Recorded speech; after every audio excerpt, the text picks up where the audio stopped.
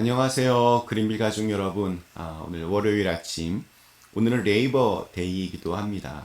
하나님께서 오늘 우리 하루의 삶을 맑고 따스하게 또한 건강하고 넉넉하게 그렇게 이끌어 주시기를 간절히 기원합니다. 자, 오늘 저희는 고린도전서 3장 우리 16절에서 23절의 말씀으로 함께 이 아침 시작하도록 하겠습니다. 고린도전서 3장 16절에서 23절 말씀. 너희는 너희가 하나님의 성전인 것과 하나님의 성령이 너희 안에 계시는 것을 알지 못하느냐. 누구든지 하나님의 성전을 더럽히면 하나님이 그 사람을 멸하시리라. 하나님의 성전은 거룩하니 너희도 그러하니라. 아무도 자신을 속이지 말라. 너희 중에 누구든지 이 세상에서 지혜 있는 줄로 생각하거든 어리석은 자가 되라. 그리하여야 지혜로운 자가 되리라. 이 세상 지혜는 하나님께 어리석은 것이니 기록된 바 하나님은 지혜 있는 자들로 하여금 자기 꾀에 빠지게 하시느니라 하였고, 또 주께서 지혜 있는 자들의 생각을 헛것으로 아신다 하셨느니라. 그런즉 누구든지 사람을 자랑하지 말라. 만물이 다 너희 것이니라. 바울이나 아볼로나 게바나 세계나 생명이나 사망이나 지금 것이나 장래 것이나 다 너희의 것이요 너희는 그리스도의 것이요 그리스도는 하나님의 것이니라. 아멘. 네, 오늘 읽은 말씀에서 바울은 우리의 정체성이 무엇인지 이것을 분명하게 말하고 있습니다. 우리는 하나님의 성전이라. 그러니 그 성전을 파괴하지 말라고 그렇게 권면합니다. 지금까지 우리가 이렇게 고린도전서 말씀 시작하면서 누누이 묵상했던 것이 다시 등장합니다. 내 안에 분란과 시기, 다툼과 미움 등 갖가지 부정적인 생각이 자리 잡는 것 자체가 나를 파괴하는 일이 아닐까 싶습니다. 잘못될까봐 걱정하고 안 될 거라 자포자기하고 절망하는 모든 생각들이 나에게서 기쁨도 뺏어가고 감사도 평안도 빼앗아 버립니다. 그 자체가 성전을 파괴하는 일일지도 모르겠습니다. 우리 17절에서 바울은 단호하게 선포합니다. 누구든지 하나님의 성전을 더럽히면 하나님이 그 사람을 멸하시리라. 하나님의 성전은 거룩하니 너희도 그러하리라.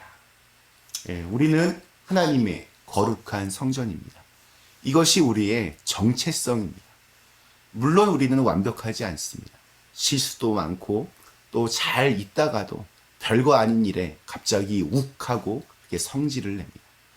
우리의 연약함이 있지만 죄인인 우리의 한계가 분명하게 있지만 그럼에도 불구하고 내가 하나님의 거룩함을 담고 있는 성전이다. 자꾸 그것을 생각하고 또 의식적으로 되뇌어야 합니다. 내 안에 하나님의 거룩한 영이 있음을 믿는 사람은 자기 기분 따라 자기 감정 따라 그렇게 말하고 행동하지 않습니다. 내가 하나님의 성전임을 아는 사람은 어떤 선택을 할 때 이것이 하나님의 영광을 드러낼 수 있는 것인지 아니면 오히려 하나님의 영광을 가리우는 것인지를 먼저 우선순위로 생각합니다. 그래서 때로는 내 자존심에 스크래치가 나기도 하고 손해를 보기도 하고 또 희생을 하기도 합니다. 제가 이렇게 말씀드리면 다들 지금 이렇게 생각할지도 모르겠습니다. 말이야 맞는 말이지만 너무 이상적이다. 세상에서 살아간다는 것이 그렇게 만만한 것이 아니다. 예를 들어 진짜 나쁜 사람이 있는데 그 사람과 계속 얼굴을 보고 일을 해야 한다면 어떻게 해야 할까요? 무조건 참고 또 아무리 손해를 봐도 그냥 넘어가야 할까요? 내가 하나님의 거룩한 성전이다 라고 하는 말은 그런 뜻이 아닙니다. 거룩함은 불의를 보고도 못 본 척 그냥 넘어가고 무조건 그냥 지는 것이 아닙니다. 지혜롭게 잘 분별하여서 노 해야 할 일은 노 하고 또 싸워서라도 이겨야 할 것은 반드시 그렇게 해야 합니다. 다만 제가 말씀드리고 싶은 것은 그런 상황 속에서도 내가 하나님의 사람이라는 그 정체성은 잃지 말자라는 의미입니다. 지금 고린도 교회는 바울파, 아볼로파, 게바파 열심히 서로들 치고받고 싸우고 있습니다. 서로 고소에 맞고소를 하면서 요즘 말로 정말 갈 때까지 간 그러한 상황입니다. 교회에서 얼굴을 보기만 해도 정말 우라가 침입니다. 요즘도 이렇게 분쟁이 있는 교회들 보면 정말 살벌합니다. 서로 이렇게 용역 깡패들을 동원해서 소위 본당에서 11시 예배를 자신들이 드리기 위하여 교회를 아수라장으로 만듭니다. 서로에게 쌍욕을 퍼붓고 또 저주를 합니다.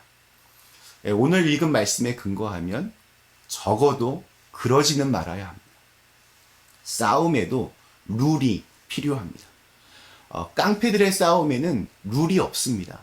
이기는 게 장땡입니다. 그래서 수단과 방법을 가리지 않습니다. 무조건 패고 찌르고 합니다. 그런 사람들이 결국 가는 곳은 한 군데입니다. 감옥에 갑니다. 법의 심판을 받기 때문입니다.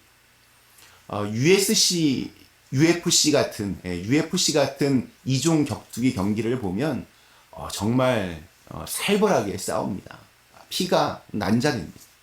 그러나 깡패들의 싸움과 다른 점은 그곳에는 룰이 있습니다. 룰을 어기면 아무리 상대보다 내가 힘이 세도 실격패를 당합니다. 이 험난한 세상에서 어쩔 수 없이 상처받는 일들이 있고 또 싸울 일들이 있습니다. 그러나 싸울 땐 싸우더라도 룰대로 하나님이 이곳에 있다는 의식을 잃지 않는 것이 필요합니다. 저는 오늘 읽은 말씀의 마지막 부분이 은혜가 되었습니다. 우리 21절부터 23절까지 그런즉 누구든지 사람을 자랑하지 말라 만물이 다 너희 것입니다.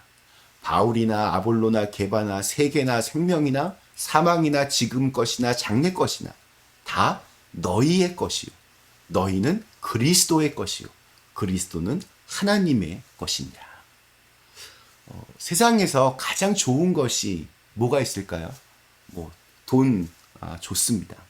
그런데 돈이 아무리 좋아도 그것이 나를 위해 있는 것이 아니라면 이게 무슨 소용이 있겠습니까? 또 아무리 좋은 충고여도 그것이 나를 위한 것이 아니라면 나를 위해 아무런 워킹이 되지 않는 것이라면 이게 무슨 필요가 있을까요? 저는 목사여서 이렇게 어떤 사람들에게 어떤 말을 해야 하는 경우들이 종종 있습니다. 지금보다 훨씬 더 혈기왕성하고 또 정의롭게 살고 싶었을 때는 제 딴에는 정확한 팩트에 기반해서 어떻게 지금 상황이 진행되고 있고 또 그래서 정답은 이거다. 이렇게 말을 많이 하려고 했던 것 같습니다. 그러나 시간이 흐르면서 그것보다 더 중요한 것이 있다는 것을 알게 되었습니다. 아무리 좋은 말이라도 그 사람을 위한 말이 아니라면 아무 소용이 없습니다. 아직 들을 마음도 들을 귀도 없는데 아무리 정답이라고 해도 그것이 무슨 의미가 있을까 싶었습니다. 그러고 보니 바울도 우리 3장 1절에서 어린아이에게는 소화할 수 없는 음식을 주지 않는다라고 했습니다. 그래서 요즘에는 괜한 충고나 조언보다는 그냥 더 많이 들으려고 노력합니다. 그리고 지금 이 상황에서 그분을 좀 더 이해하려고 노력하고 또 그분에게 하늘의 평안을 달라고 그렇게 기도합니다. 오늘 우리에게 주신 하루는 나를 위해 있습니다. 하나님이 만드신 하루에 내가 그냥 엑스트라로 덤으로 있는 것이 아니라 나를 위해 하나님이 하루를 준비해 주신 것입니다. 그래서 오늘 벌어지는 모든 일들이 나를 위해 있는 일들입니다. 누군가의 잔소리도 나를 위해 있는 것이고 또 내 아픔과 고단함도 나를 위해 있는 것입니다. 모든 만물이 나를 위해서 하나님이 준비하셨다는 생각이 들면 이기적인 사람이 되는 것이 아니라 오히려 감사의 사람, 은혜의 사람이 됩니다. 넉넉함과 평안함이 우리의 영혼에 가득해집니다. 그렇게 우리는 자연스럽게 예수님의 사람이 되는 것이고 우리의 삶 속에서 거룩한 성전을 세워가는 사람이 됩니다. 오늘 하루 하나님이 준비하신 이 시간들을 감사함으로 마음껏 누리실 수 있기를 간절히 기원합니다. 잠시 함께 기도하시겠습니다. 사랑의 하나님, 우리에게 참 좋은 것들로 우리를 위하여 준비하시는 하나님의 은혜를 생각하며 늘 감사하며 또 넉넉하고 여유로운 마음을 가지고 하나님께서 우리를 위하여 일하시는 그 모습을 신뢰하면서 우리의 마음의 평안을 뺏기지 않게 하시고 또 언제나 주님의 사람으로서 그렇게 살아갈 수 있도록 우리에게 힘과 지혜와 용기와 또 믿음을 더하여 주시옵소서. 예수님의 이름으로 간절히 기도드리옵나이다. 아멘.